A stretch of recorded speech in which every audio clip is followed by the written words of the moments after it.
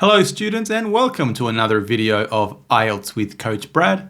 I am of course Coach Brad and today we are going to continue looking at part 3 of the IELTS speaking test. Today's video is the first of 2 which aims to give you some tips about different ideas that you can use to build an answer in part 3 of the speaking test.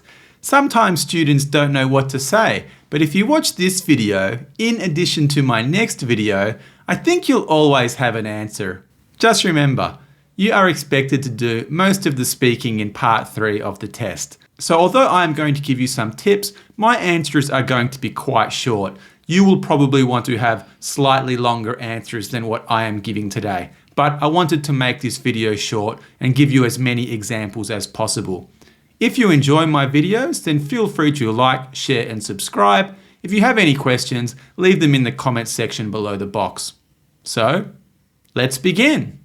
My first and most important tip is knowing how to speak in general, because usually the question will not just ask about what you think or what you do. It is often about all people or a large group of people or a large group of nouns. And usually in that situation, everyone does not think or do the same thing. Therefore, you want to be able to speak on behalf of most people, and using generalizations are the best way to do that. I have given you a list of some options there. You probably want to try and remember most of these, but let's have a look at my example now on the topic of sports. In general, men and women tend to play the same sports. Examples of these include swimming, football, and badminton. I can't think of many sports which are only for one gender, except maybe sumo. Generally speaking, children that play team sports learn a lot about teamwork and are generally healthier. I've often found that children also make a lot of friends when they play team sports, so it's a great activity. Another option that I like is giving both sides of the argument. This vocabulary is also good for the writing assessment if you get an advantages and a disadvantages type of question. I like it because it automatically gives you two things to talk about, both the positive side and the negative side. Let me show you an example using the topic of junk food.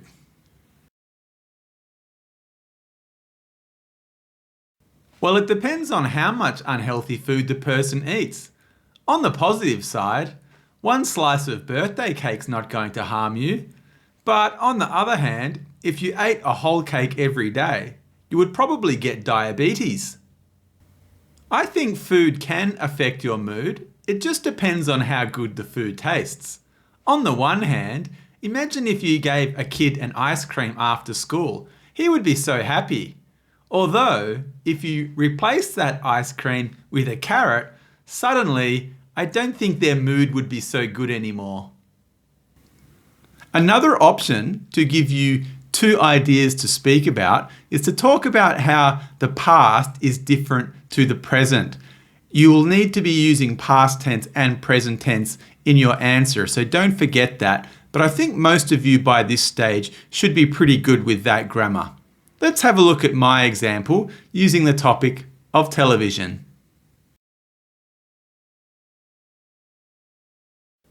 When I was younger, most families only had one TV screen in the house. Although the situation has changed in the last 20 years or so, and now there are probably more screens than there are people in the home. In the past, there were very few reality TV shows. But now, reality TV shows are very common. I can easily think of examples for cooking reality shows, dancing reality shows, and singing reality shows. Another option which should give you a lot to talk about is to compare different things. I have given some examples there, but using comparative and superlative adjectives are always an easy option. Using better, the best, more than, the most, bigger, better, faster, that type of thing. And I think that will help you to come up with a pretty good answer. Let's have a look at my example using electronic gadgets as the topic. Not really. I think that the latest models are only slightly better than the previous generation. However, you always need to pay for the newest technology. But if getting a higher resolution camera or a bigger screen or a faster processor is really important to you, then maybe that is a good option. However, if you want to save a little bit of money, maybe buying the previous generation will be a little bit cheaper.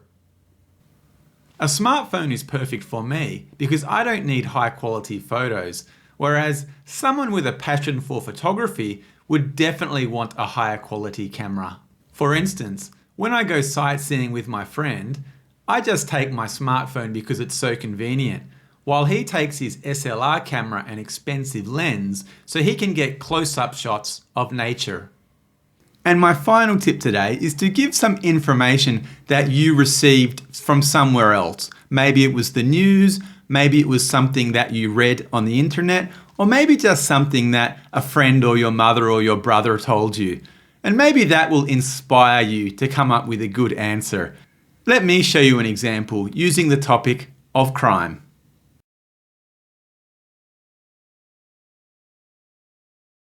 If you watch the news, you would notice that there is crime happening every day. The most common crime on the news is drug-related crime and murders. Although in my day-to-day life, I hardly see any crime at all. According to the police, most car accidents happen when one driver is going too fast. Although everyone makes mistakes, and I don't think the punishment should be too severe. Therefore, I think you should get 2 or 3 chances before you lose your license and maybe a small fine, and hopefully that will stop the person speeding in the future. So that is the end of today's video. Just remember, in my next video, I'm going to give 5 more tips. So that video and this video will work together. Make sure you practice them because part 3 is the most challenging part of the speaking test. I will leave some sample questions for you at the end of the video, but just remember, practice, practice, practice. And I'll see you next time.